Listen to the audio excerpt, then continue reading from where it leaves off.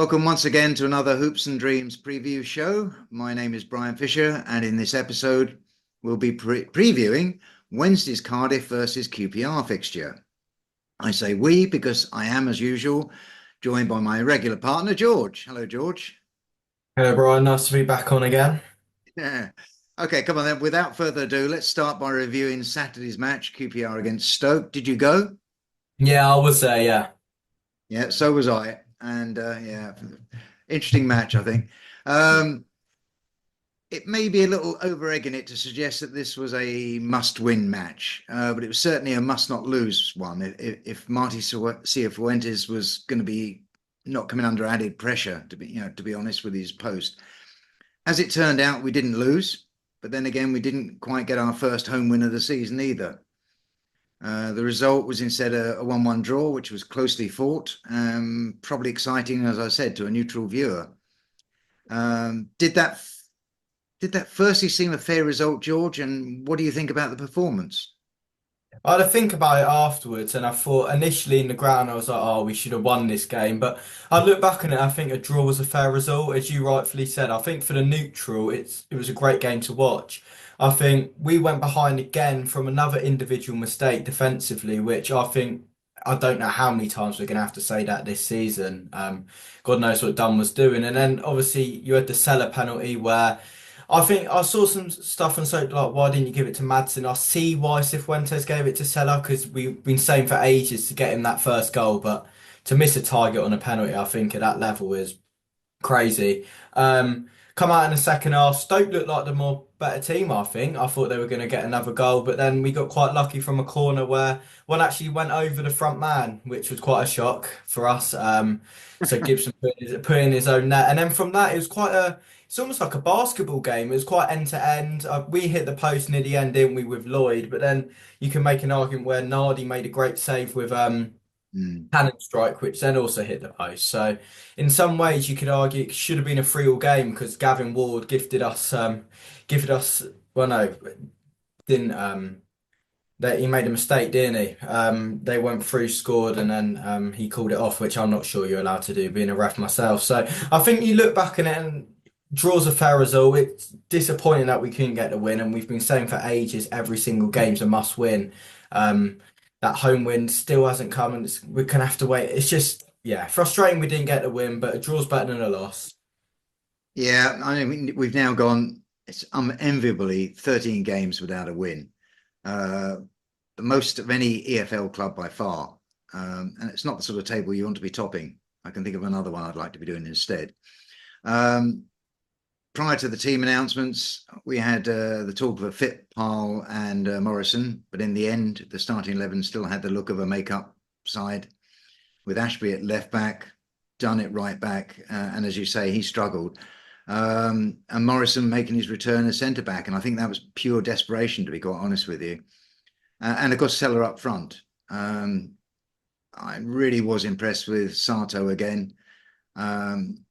And also, to my surprise, I have to say, by Madsen in his central midfield attack position. I think it's his best game he's played so far. Could Marty have done any better with the team selection, George? And how?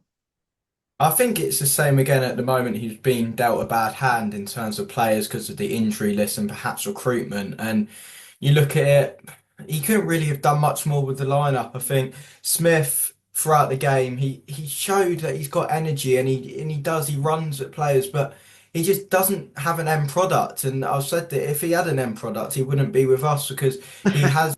Yeah, he had because I just think that just makes him like a League One, League Two player, and the fact that he's starting at the moment says a lot about our squad and the options that we have. Because we said throughout the whole of last year that he should be on the bench as an impact sub. So I think perhaps you could have started Anderson over him, but then again, Anderson's not showing much at the moment either. So it's just Marty's hands are tied at the moment. It was quite good to see Morrison back in the team, I think. First league start for him, and I thought he looked quite good there. Bear in mind, he hasn't played Championship football before. He looked quite composed, so that was a positive. I never thought Powell was going to start. I thought he was going to be on the bench, and I thought it wasn't Ashby's worst game either. So I think Marty couldn't really do much more with the lineup, and I think yeah, he couldn't do much more. Yeah, I think you're absolutely right. I think in truth, he had to play the cards he was dealt. It's simple as that.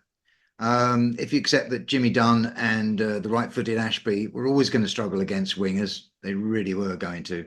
Um, so, and maybe that's the reason why we're so cautious out of possession. We don't really try too hard, just in case. Um, we did ride our luck a lot as well, but the team brief seemed to be get that ball back, and in the end, that's what they were doing. Winning back the ball led to something unusual for a QPR as well. We had opportunities on goal. I mean, quite a shock, really. We had 23 shots in total, 23 shots, five of which were on target and seven were block shots. And those seven block shots, everybody in the stadium was going, yes, yes, no, no. It was incredible, great theatre. It really was, but not our best day in that respect. If one of those shots had gone through, that would have been great. But instead, it was an own goal from Gibson in the 67th minute, as you said, that got us back level after Cannon's 24th minute strike. The best player on the pitch, I thought, was Johansson, their goalie, which says a lot. I think he was fantastic. We deserved more goals, you might say, but others might equally say that they need to be earned. And Stoke defended really well, especially Johansson. So that made that penalty miss on the 27th minute even more important. Now, I know Celar has been the main penalty taker elsewhere, but Maddson was on the field and is, if anything, supposedly a penalty specialist. And I would also add that for me, Celar doesn't deserve to take it. He hasn't got the confidence in him at the moment. It's not working for him at the moment. This is not the right time for him to be under pressure like this and take it. But you've already said that you can understand where Marty came from on this, but do you think it was a good decision?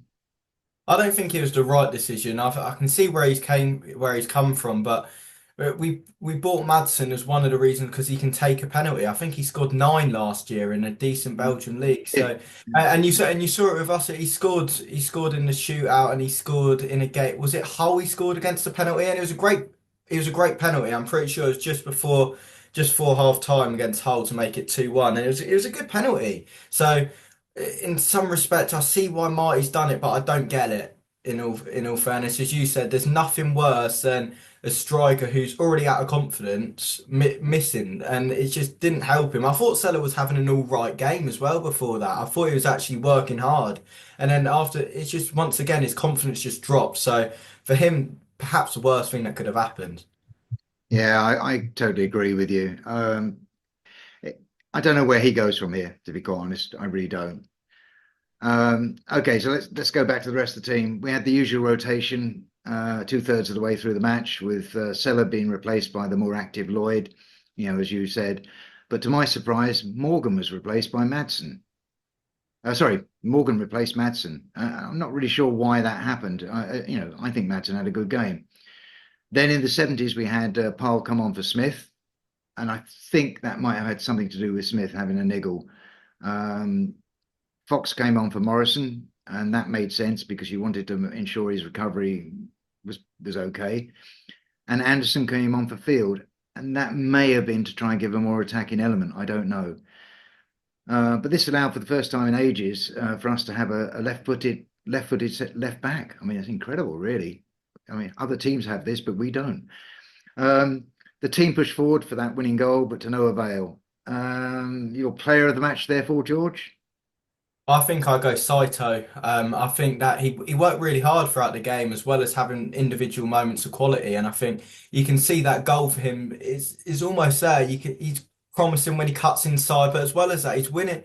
Like in the last few games, apart from Varane, he's been winning the most duels in the game. And for someone of his height, I think it just shows that there is a player there. And perhaps there's been questions of recruitment this year of have we bought in enough players? Have we bought players in the right position? But you could say that Sato was a great pickup, I think. Yeah, and I toyed with the idea of Varane being my player of the match, but he did play well. He did really play well. But I've gone with you with Sato. I thought he was really good. He's adapted well to the championship. the best of all of the bunch who come in at summer. Well, this draw against Stoke leaves us 24th still in the table. We can't go any lower with 11 points. Despite it being a draw, there were some positive signs for me. How about you, George? No, I agree. I think it was an improved positive performance. There were some games, especially at Leeds before the international break, where we just had nothing. I think, and we went into the game expecting to lose. And at least in the Stoke game, we got off our seats at some points and saw that we can play quick football and we can have some chances on goal. And I think that's the key.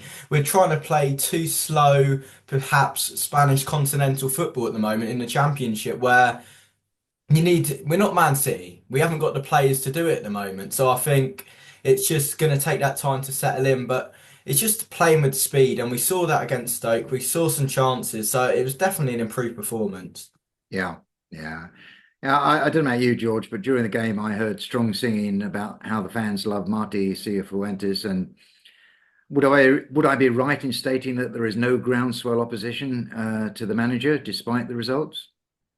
I've I think it just showed how much the fans do still back Marty in this instance yesterday. Like we saw he was having his name chanted. I think even when we were 1-0 down, I think that shows that I don't think he is the issue this year. I think the players and the injury list and the recruitment is perhaps the issue.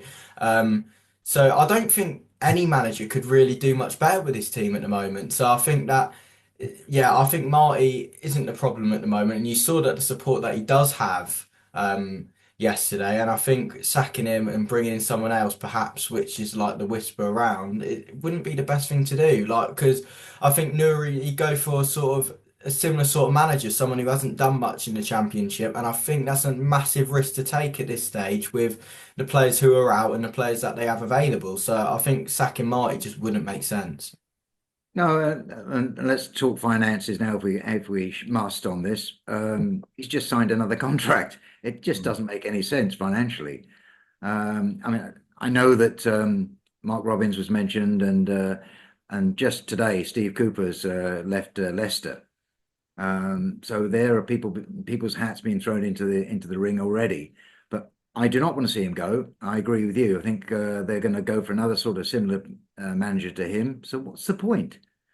And the problem really, I agree with you. I don't think the problem is him. I think the problem is the recruitment. Yeah, I really do. Anyway, we'll probably get onto that later. Um, in fact, we will. So let's move instead on to the next championship match, which we're actually previewing on this one. QPR playing Cardiff on Wednesday away, and I've got a few stats on both of the teams. First one is QPR have still not won at home this season, so we'll just leave that one as it is. But they haven't won away. Um, they sit 21st in the league on 16 points, whilst their goal tally is similar to ours. Their goal difference is -9 compared to our -13. In their last 5 games, they've had a draw, a win, a couple of losses, and another draw. Whereas ours is a steady. We probably should be trying to do this all the time. Draw, draw, loss, loss, draw. Cardiff's top scorer on 5 goals is Callum Robinson.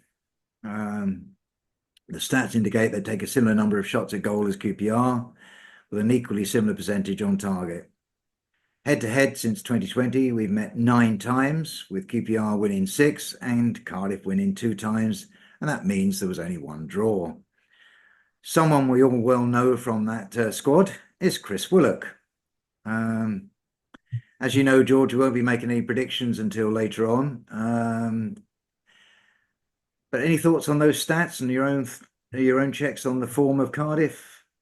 Uh, I think they're a very, very confusing side this year because they've been managerless for so long. I think it's been 2 months now since they've had a stable manager who isn't a caretaker, and I think Omar Rees has come in when Bullock got sacked. I think after a 2-0 loss to Leeds, and they went on a run of 6 games unbeaten, but they haven't won in the last 3 games. So that's what I mean. They're very, very inconsistent as a team, and you rightfully said I did have a look at some of their stats shooting wise and an area of optimism. They've only scored 2 more goals than us this year, which you look at it and the players that we have up front, it's bit of optimism, you could say. But Callum Robinson being their top goal scorer, he's another player who's been around the Championship for such a long time. And you see every season he seems to be scoring 10, 15 goals. And that's the sort of player we're lacking. You look at it against Stoke, where that was the big difference in the game. Tom Cannon, a proper Championship striker, probably going to go back to Leicester and sold for big money in January. He can just score goals, and we have Celar up front, who, well, yeah, we just won't talk about that. So no, we can go into the Cardiff game thinking they're in a similar sort of dim position to us. They're 21st in the league. I think their fans are starting to say that Reese's honeymoon period's over, and they really do just want a permanent manager now. So I think it's an opportunity to get a result. I don't think they're a great side, so Okay, we'll hang off on that prediction for now. Anyone other than Callum Robinson that we should be worrying about at Cardiff? I think you every time that QPR come against a former player, you're like, oh, he's going to score. He's going to do something against us. So I think Chris Willett, you can mention that. I know at the start of the season, he didn't really start for them too much, and I think he went through a period of time where he was on the bench for them and didn't really do much. Um, I think he started a game a couple of games ago.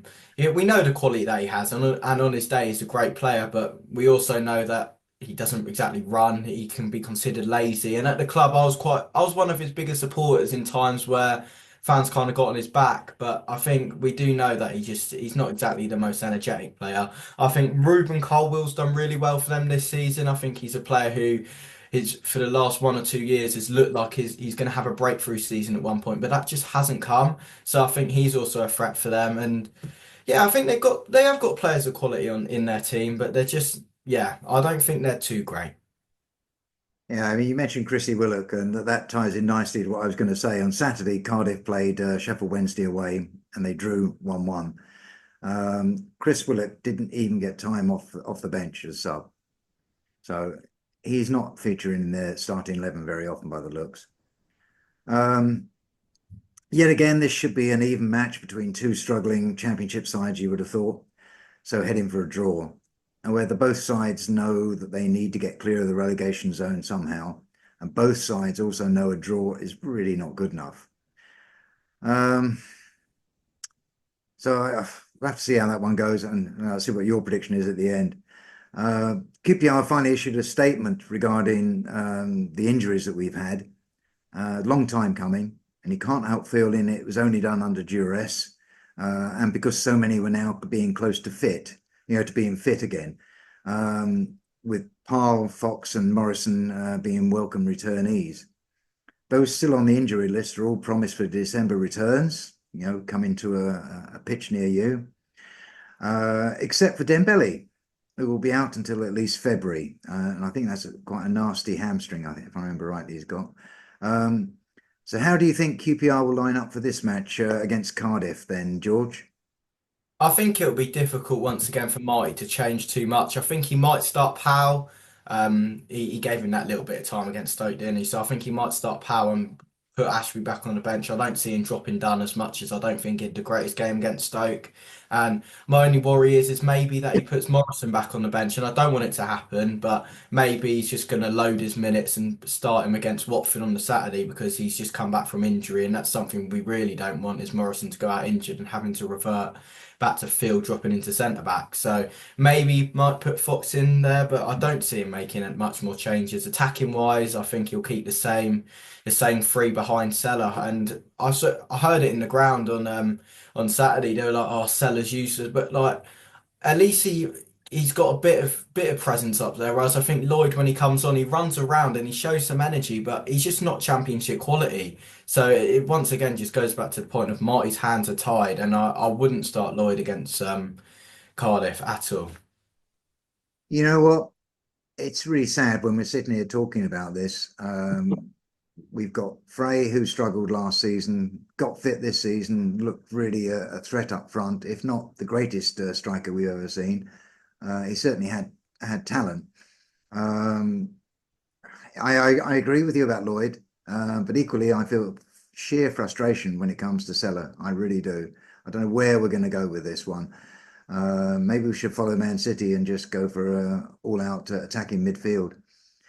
Um, so Who would you play at right back? Did you say I, Dunn? I, I would say Dunn, yeah. I think Marty will stick with it. And I think Dunn does give you that out ball in case the playing out from the back doesn't work. Nardi can play it a bit longer to Dunn. And I think, yeah, I don't know. I don't think Dunn had the greatest game against Stoke, but I think he'll start him against Cardiff.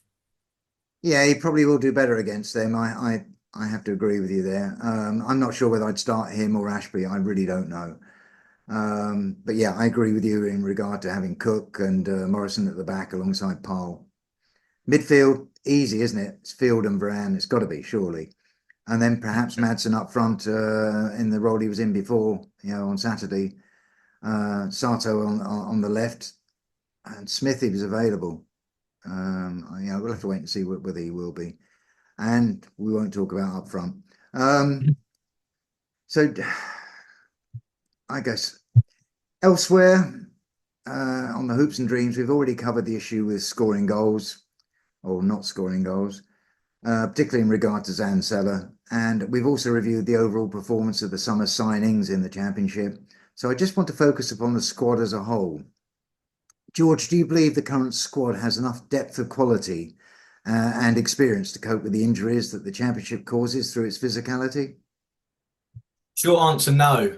I don't think you look at it at the moment and you're having to rely on development squad players of Lloyd and Morgan who have had good little cameos, but they're just not championship level. And I think we've had that for a good few years now where the bench just looks so light and we're relying on going for a season without injuries. Like last year we went through the second half of the season where there weren't too many injuries, but you look at it now, we've got seven, eight first team players still out and the squad's just painfully not good enough. And you could blame that on recruitment, especially up front. I think going into a season with Celar and Frey as your two main strikers is absolutely ridiculous. And I don't know how many seasons we've had to say that we've gone into it with a striker or two less.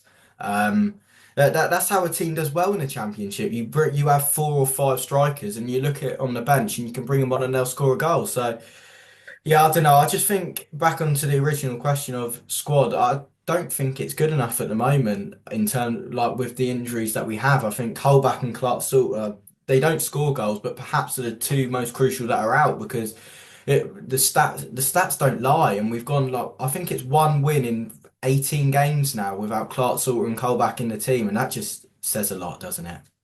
Yeah, I literally I can't argue with that. I'm not going to try to argue with that. I mean, I'd add to that probably the idea of having three right backs and only one left back in a squad is a bit odd.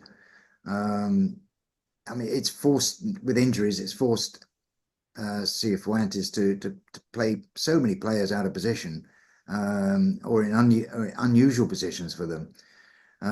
So whether the decision to recruit the way they did, including the striker, as you mentioned, whether that's down to a financial decision or one that was regarded as a risk worth taking, I really don't know. What I do know is that it spectacularly backfired. So, excuse me. So, do last season's development players, Alfie Lloyd, Ian Morgan, and Ray and Coley, do they deserve to be in the squad on merit, or are they just being there because they're making up numbers? I agree with the fact that they're just there to make up numbers. And at the moment, if Lloyd and Morgan, perhaps Collie, if they weren't on the bench, we wouldn't be able to fill it. And that's a scary issue, isn't it? Like I just think Morgan, he did well in the few games that he started, and I think he showed confidence. He's only 18 years old, and that shows that he can go on and do something. However, these players need to be sent out on loan to learn their trade. It's just not. We've been doing it for the last few years with Collie at the start of this year as well. I just do not get why they haven't been sent out on loan to learn their trade, and we're now having to rely on them in the championship where it's not going to help their career, isn't it? They're going to be brought into a side, not do much in the game, perhaps not their confidence, and they're just not going to have the sort of potential that they could have had.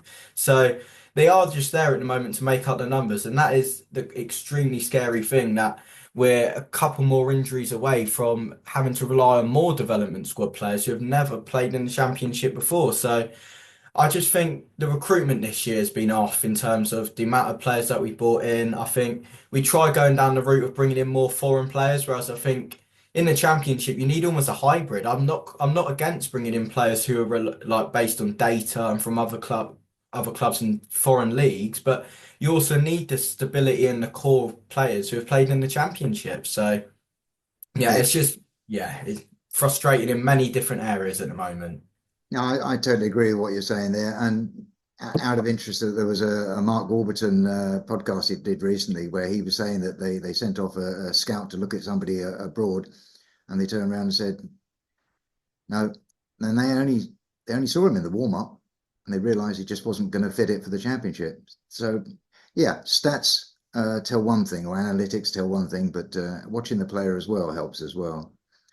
Anyway, so the question really is whether those players, plus Daniel Benny, of course, as well, should have gone out on loan. And I agree with you. I think, yes, they should have. And in the ideal situation, they would have been mastering their craft down in League One or League Two, top League Two side, perhaps. And the other thing that I would say is that Curley was missing from the bench yet again. And you have to think, is this the result of a dispute between the player and the club? Nothing else to me explains his absence, as he was not on the injury list. Given the absence of Frey and issues Celar is facing, his absence to the club, to me, seems, George, a real mistake, not having him there. What do you think? No, I agree. I think at the moment that perhaps the situation, we don't know what's going on behind the scenes, so we can't really judge. But it's a really difficult situation. I think Algeria had a game, I think, that night, the Algerian under-18s or whatever team he plays for, and he didn't feature in that. So that shows that he got recalled, but he just obviously weren't in the squad. So I think. He needs games. Yeah, no, exactly. He does need games of football, and I think this isn't the right moment to give him games of football because he's going to have to come on up front in a position where I think he's not as great. I think he's better in the role behind where he can get on the ball, similar to Chair almost, and create things. So it's really not benefiting his career at all. One, sitting on the bench, two, playing in the development squad, and three, not being out on loan. So the Collie situation's just been a mess, I think, this whole year. And in some ways, it may have it sums up our season in a way of it's just nothing. Yeah, it's just very confused. It's a very confusing situation that's going on, and fans still in the dark about it. So Yeah, I can't argue with that. I mean, I know that they're very tight-lipped these days, so you don't really get to see anything. That's why getting the injury list update was such a shock. shock. Yeah. Okay, it's prediction time now, George. What's your prediction for Wednesday against Cardiff?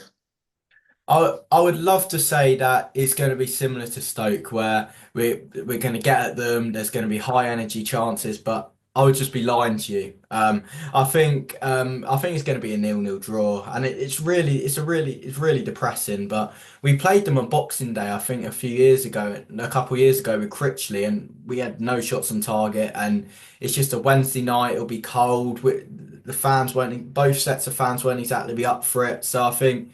Yeah, I think 0-0. We both can't really score, and we can't win games of football. So yeah, I'll go 0-0. Yeah, I would add to that the fact is that both sides desperately want to win, but they equally don't want to lose. You may be right. A stalemate may well be on the cards. I'm going to go optimistically though with my half glass full with a narrow away win, 1-0. Okay, our time is up. So can I end by saying that next weekend's fixture uh, will be previewed by James and Dave. That is Watford. That's away. They'll be doing that sometime towards the middle of the week. So look out for that one. My thanks to all of you for watching, of course, and supporting the R's through these difficult times. And thanks to George for his analysis and comments as always. And for both George and myself, as always, it's come on, you R's. How many you ours? We know who we are. You know who we are. We are QPR.